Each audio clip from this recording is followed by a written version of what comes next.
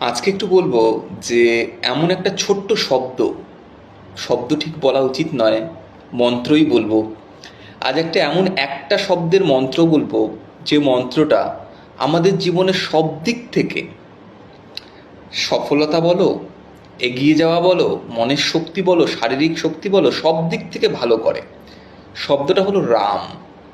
যেখানে ভগবান রাধারানীর রা আর মাধবের ম, রাম একসাথে মিলিত হয়, সেই জায়গায় এই মন্ত্রের জপ, এই রাম মন্ত্রের জপ, রাম যদি আমরা প্রত্যেক দিন 11 বার বা 21 বার করতে পারি, আমাদের জীবনে অদ্ভুত টাইপের একটা শক্তি আসে, যেটা আমাদের জীবনে এগিয়ে নিয়ে যেতে এবং সমস্ত বিপদকে কাটাতে সাহায্য করে।